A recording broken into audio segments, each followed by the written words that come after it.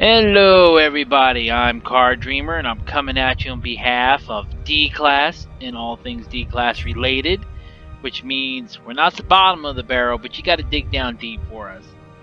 So, today, Trust me, I know. I am with a D-Class guest who may or may not need introduction depending upon how much you care. Little CD. Yo. And this is actually a first. This is going to be the first Let's Discuss without Asch. I don't know how I feel about this. Conflicting emotions. On one hand, I almost care. On the other hand, I kind of don't. That's because at an emotional level. You what? I don't feel anything. Okay, well then you're perfectly set as a D class. Yep. So today's topic is an interesting one that Little CD himself has inspired. Go figure. I try. Not too hard though, but he tried. Oh no. And the topic is your preferred console really the best console for any game? And by that meaning, let's say there's a game you want that's available on multiple platforms, and including your preferred console. For instance, mine is Xbox in general, but it's available on, let's say, the Nintendo Switch or PlayStation 4. Just because Xbox is your preferred console, does that make it the best console for that game?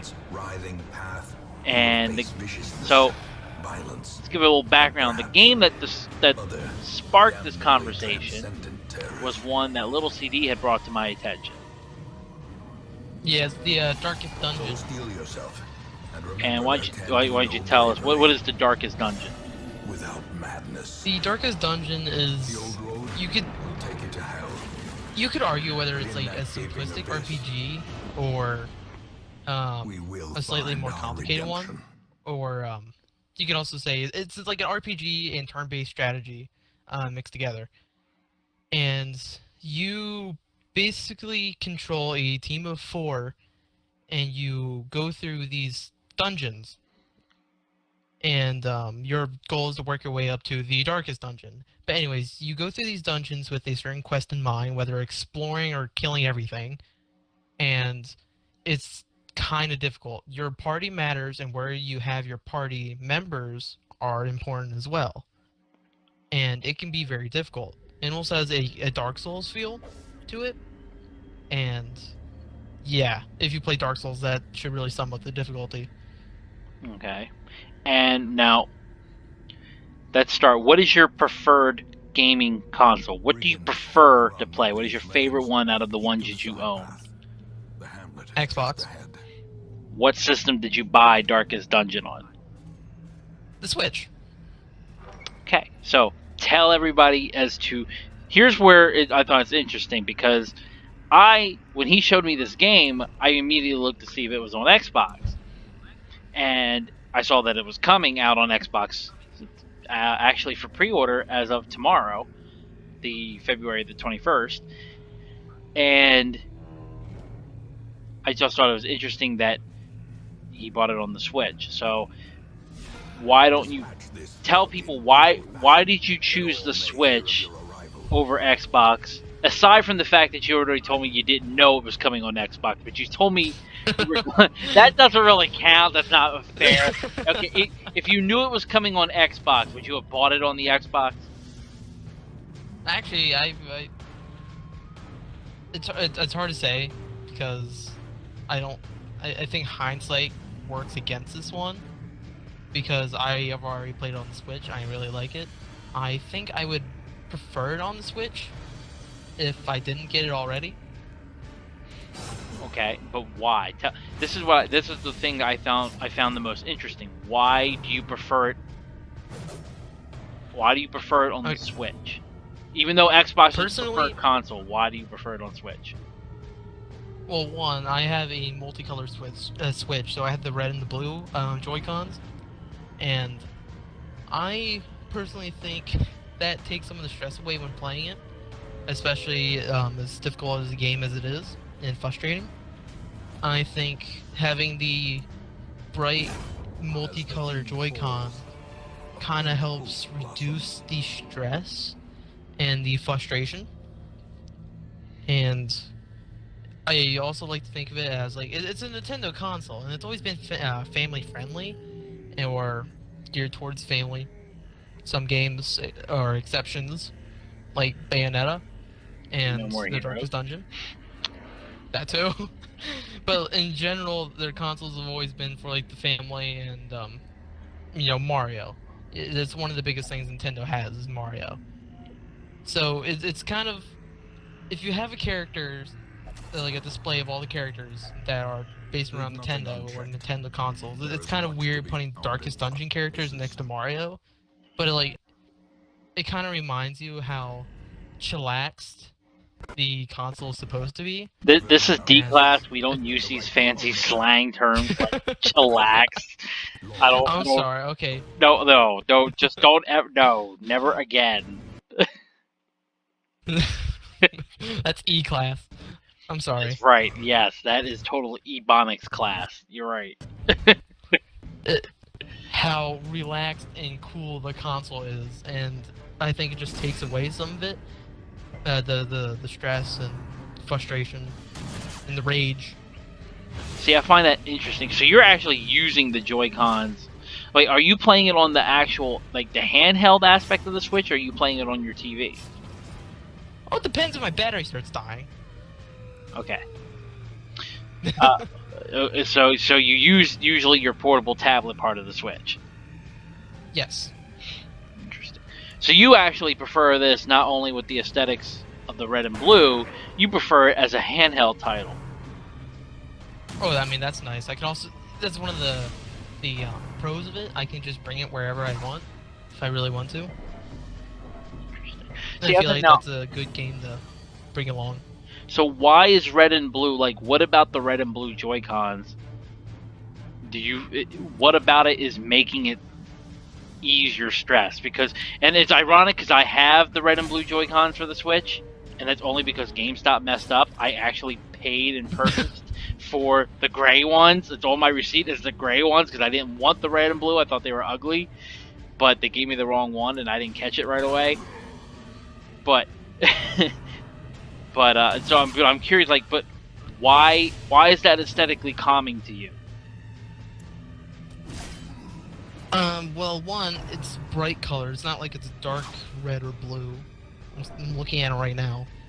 And I could pull up a color chart and what every color means, but I don't feel like it. I've read but, Darkest Night and Green Lantern hit lore. I know what the colors stand for.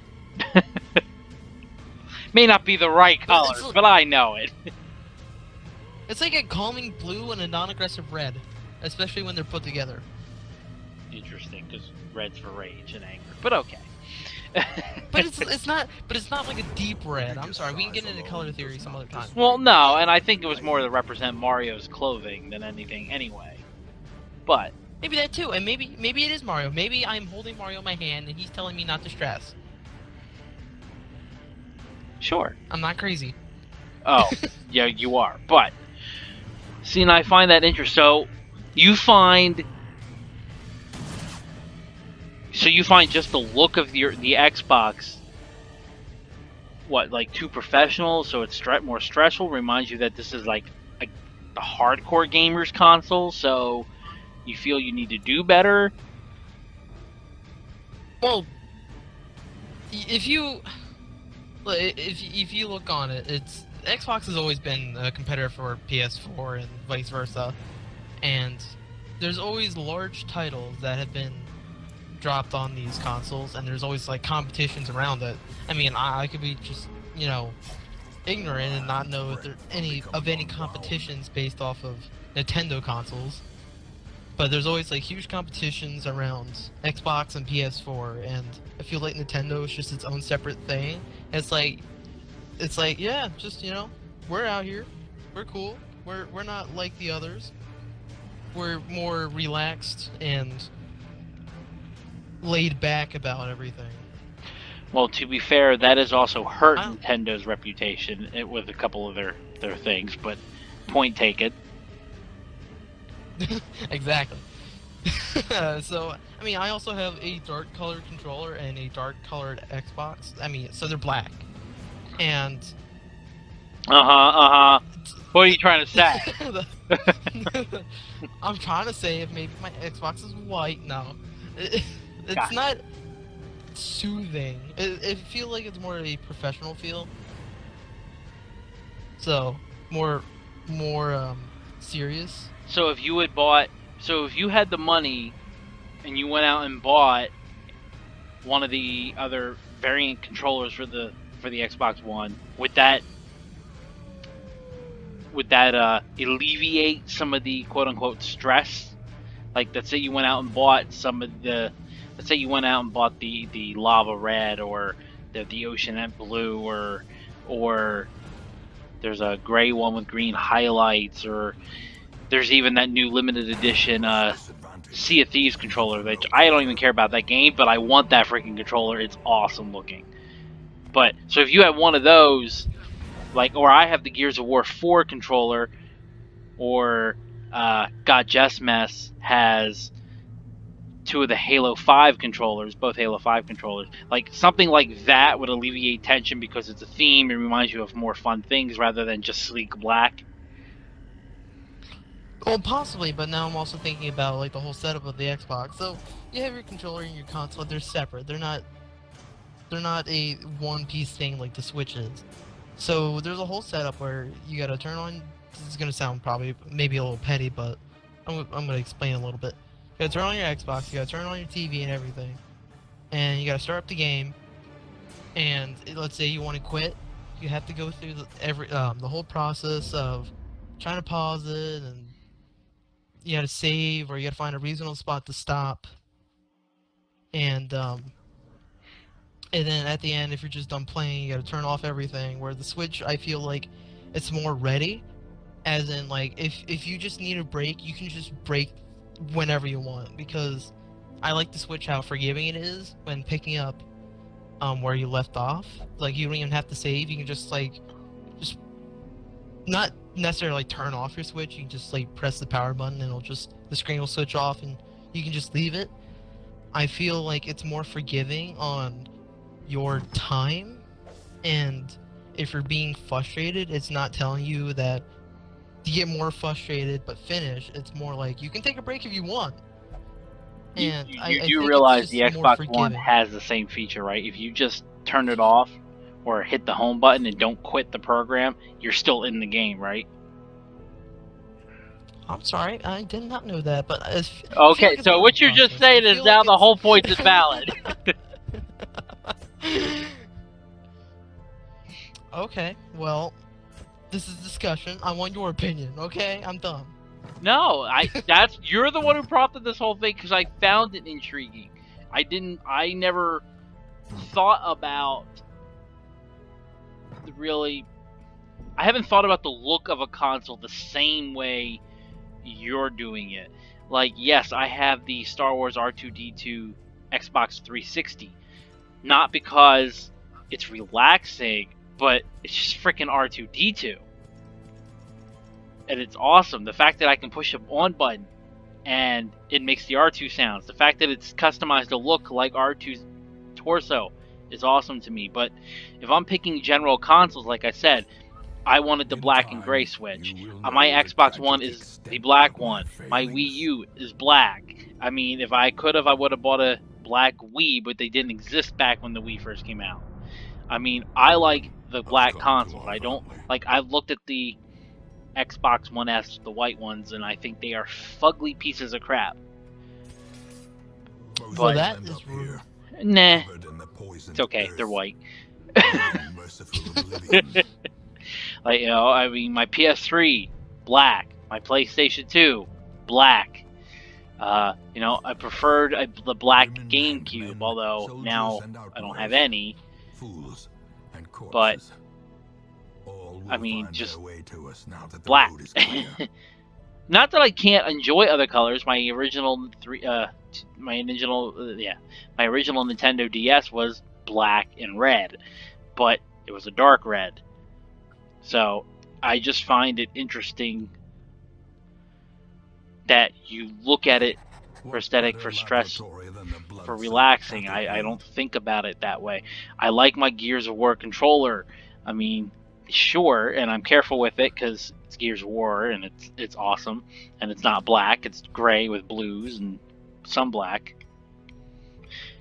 But yeah, okay, I can see that. But here's another thing to it. I'm also just making stuff up on the fly. Oh, great! There goes the whole discussion, guys. I'm sorry. You just make the whole thing up. This was a very quickly planned discussion. I mean, we're recording this the day we decided to actually do it. I mean, like 20 minutes after. That's not that's only true for you. I decided we were going to do this last night. Oh, I'm glad you had a heads up.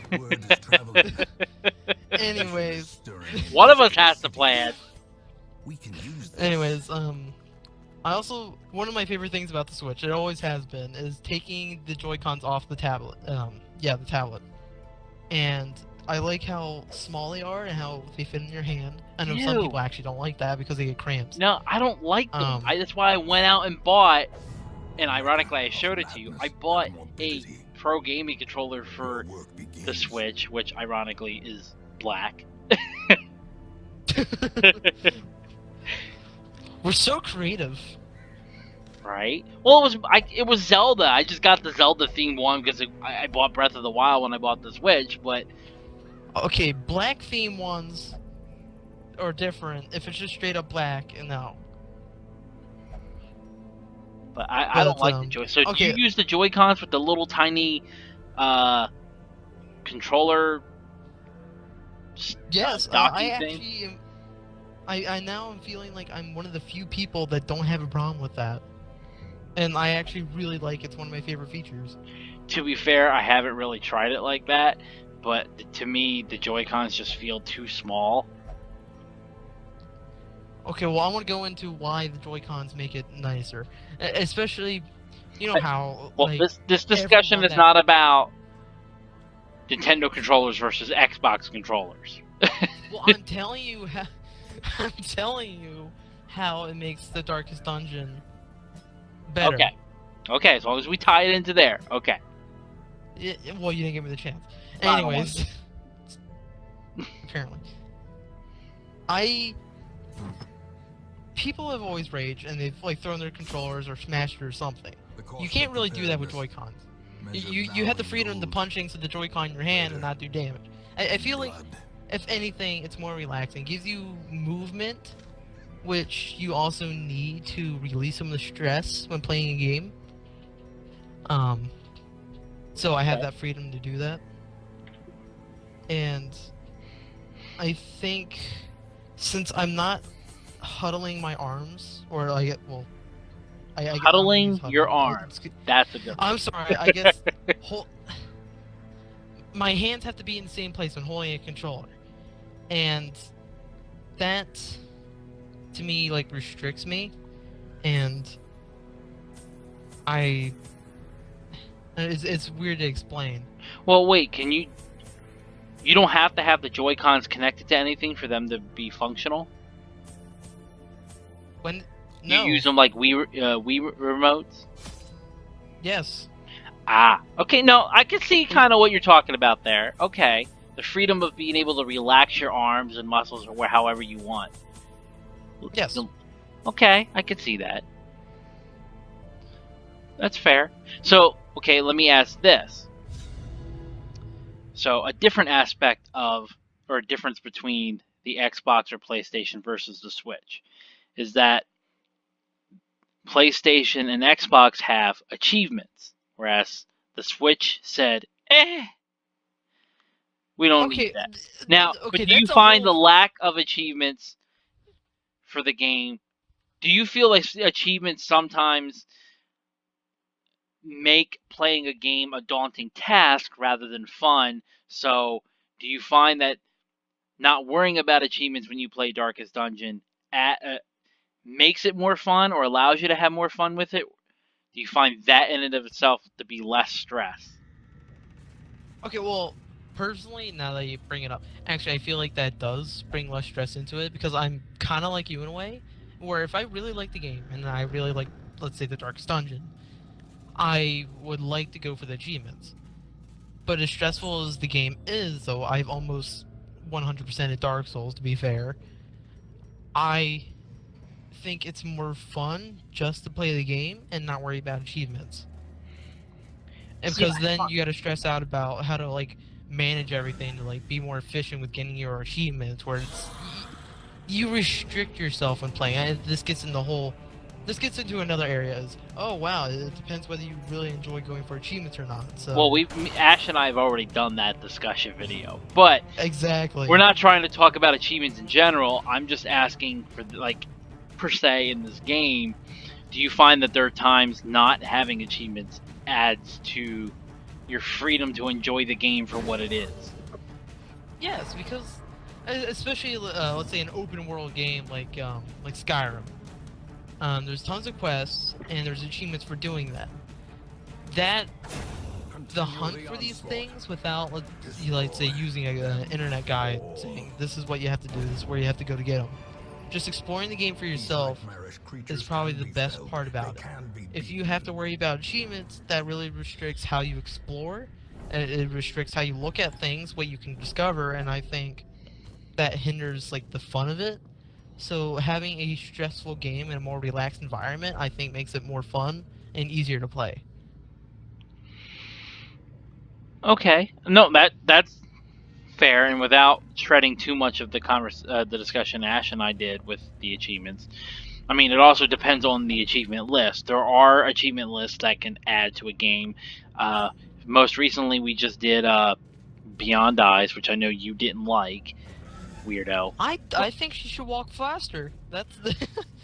She's blind, but that's okay. That's neither here nor here. That's not my problem.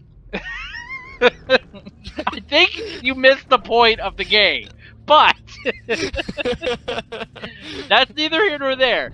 With that achievement list, it actually encouraged what you're saying, because it's funny because Ash doesn't know what the achievement list is, and when we did the Let's Play, I let him play because I've already done it, and he was really just literally going from point A to point B to point C to point D, and he just went boom, boom, boom. He went straight through the game. Whereas the achievements encourage you to really explore the world and therefore add to the character narrative. If you really, as much as Ash loved the game, he did not get to explore or experience the full narrative because he didn't go out of his way to do what the achievements were at kind of implying you should do. And it's not like they were out of the way insofar as they were difficult. It really did add to the narrative. But there are ones that are just chores. Kill 500 of this, kill 10 billion of this, whatever. And yeah, those are no fun. So, and I grew up on an era, obviously, because I'm old, where there were there were no achievements in games. That didn't come about until the 360. So there really were no achievements in video games. I mean, it was you experienced your own glitches and shortcuts and secrets and codes. People had to figure those all out for themselves, and you just did it for bragging rights to you went to your friend and be like, dude, I got this doing this, and I was able to complete the game without doing this, or I completed the game and doing this, and it was a personal challenge among friends. Now it's just like, it's an achievement list. So, without, again, bringing this back around to Darkest Dungeon, or why you prefer that game, I just find it interesting, also because you not too long ago bought Dragon Ball Xenoverse. Yes. For Okay, the Xenoverse Switch, 2. and then I sold it and got it for the Xbox. And it was for the opposite Well, reason. That's what's funny. You did that because you wanted to play online, which, okay, that is another factor, but that not for Darkest Dungeon per se. But also because you wanted to get the achievements. So I found it funny. So now it's the reverse. I can explain that. So one, I feel like I completed the game quickly, and I love the game so much. I felt like there was nothing left to do. Two, I didn't have the DLC. And three, the whole online thing, turns out it really wasn't any difference between the Switch and the Xbox. The whole multiplayer thing is dead. There's not many people playing it. Huh. Okay. So, like I said, also I want to touch on the Beyond the Ice thing. Yes, the achievements, I guess, encourage exploration, but I feel like, again, it's a version of forced exploration, especially if you're like an achievement junkie. I don't know anyone like that. And you're me. You inject achievements into your vein just for the thrill of it. Yeah, but I need to get it laced with something because it just ain't doing the same for me. I can tell. It's fun. I think it's more fun to explore by yourself. Again, if you really like the narrative and you want more, then fine. I guess the achievements work in that sense. But if you want the freedom to do what you want and to explore the story at your own pace, then I feel like the achievements kind of go against that a little bit. I think Beyond Eyes is also a special case. It's different than most games. But also, I want to say this. So, you were worried about the, turn off your phone. And, in the Darkest Dungeons, it almost has its own, within the game itself, it has its own, like, mini achievement list. It's like, you gotta kill these guys, or you gotta get a person up to this level. So, it really doesn't even have the need for achievements, though I rarely look at the in-game achievements anyways. And that's fine. Like I said, I have seen other games where the achievements add to the game, but you're right. Like I said, there are ones that don't either. But no, I find it interesting because I thought it was a very interesting point of view. I've tried to go back and think of. I tried to think of a game where I did what you did and bought it for fun on a different console for some different reason, but I can't think of anything. Any game that's on multi-platforms, I bought on Xbox. Any game that really the only good that all my Nintendo systems are, all the good that my PlayStation games are, they're all for exclusives. I can see that. I remember back when I first got a Wii, and that was before I got the 360, or maybe it was roughly around the same time, I bought Marvel's Ultimate Alliance for the Wii thinking, oh yeah man, I'm going to support the Wii and the motion controls will be a lot more fun. And then... I didn't even know that came out for the Wii. It was on the Wii, but then I saw the 360 version because of somebody else, and it looked better. There was more options, a couple more characters, and yeah, the achievements were there, and I'm like, I want that. I almost felt like I wasn't getting a full game. Well, with the Xbox or the Wii? The Wii. I felt like the Wii shorted me something. So okay, I would not trust Wii with something like that. Granted, I played it.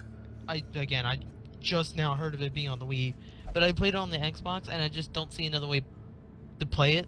Wii's always been like, hey, we got motion controls, so why would they have a game like that for the Wii? It just seems weird to me. Fair enough. I just thought it was a very interesting thing to talk about, and so aesthetics, being able to relax, and posture, and your mannerisms while playing it helped make it a better choice rather than the game looking or performing any better on one system versus another. Yep. It's just something. That's always one of the things. It's one of the things. If I rage, I can just play Mario afterwards. I can't do that with Xbox. I mean, why would you rage? You can just go and play Cuphead. I mean, oh, that's right. That'll make you rage too. Okay. Actually, to be fair, this is a little off topic. I've been playing and I haven't been really raging that much. Like, there's been times where I felt some anger, but it's never like, screw you, game, I hate you, I wish you were never born. Well, you take all the fun out of it. I'm sorry, how do you rage? Controllers have to be destroyed, man. Oh, and holes in walls. Hey! Yeah. Well, I'm glad to know that money's not an issue. Well, I think we covered what we can with the discussion. I just thought it was really neat. Maybe it's not even really a discussion, it's more of a tale. But I thought it was an interesting perception or an interesting point of view to take into consideration, and definitely made me think.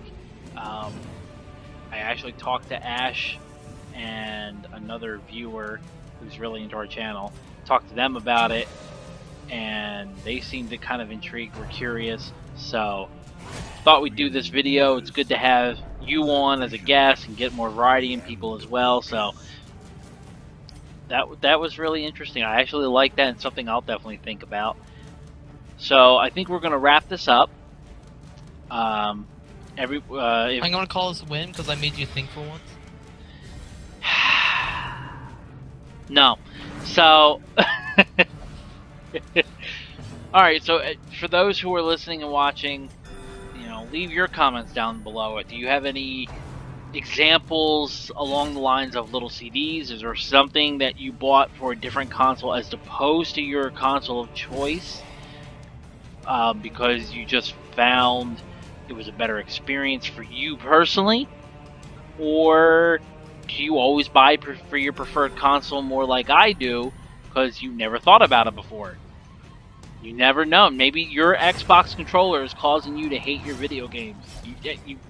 Okay. Okay. No, I know. Okay. That's not what you were saying, but it's just... Okay, it has to be Xbox. I don't want to single it out. Maybe your PlayStation controller makes you hate your PlayStation. Got it. You're a jerk. No, I'm not making fun of you, but it's funny. But it just... I mean, it's kind of twisting what you said, but at the same time, it really isn't. You just said the colors of your Joy-Cons, i.e., your controller. Okay, that's unfair to say that just because I rage a little bit more, I hate the game. I didn't say you did hate the game. I meant your system. I think different games have different areas where they're better at. I mean, to be fair, it was originally a PC game. Oh, and and honestly, I just remember this as well. I want to bring the discussion back a little bit more. You can use a touchscreen because it's a Switch. You can use a touchscreen to do certain things, and I had to because I couldn't figure out the controls quickly enough, and they were unclear. So using the touchscreen was very helpful to keep me going when I didn't know the controls. So trying to figure that out. That's fair, and that actually goes into a game experience with an added thing. And actually, I can think of an example per se with another game, and there was Tomb Raider Anniversary, which came out on the 360, PS3, and the Wii. Now, obviously, graphically, the Wii is the inferior one. But control-wise, they put in puzzles that more utilize the Wii controller, making you feel like you're digging through relics because you had to brush off the dirt, or clean it, brush it off, and all that type of stuff.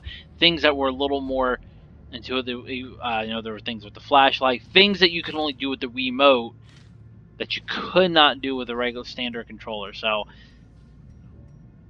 that may be an example of you went for gameplay experience over graphics, and therefore you didn't buy for your preferred console too. So I did think of one other game. Yeah.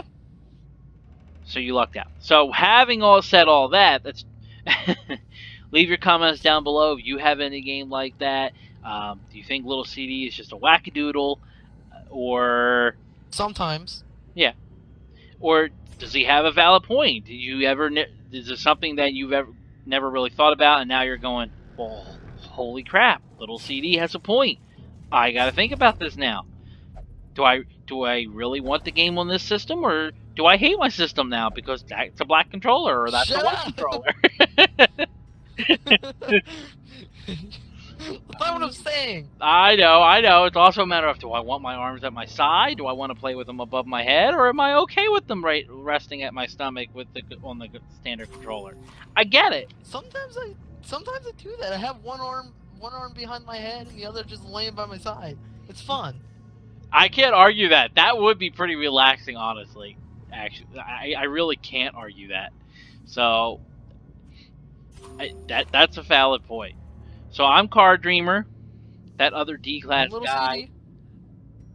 That was the main D-class guy is me.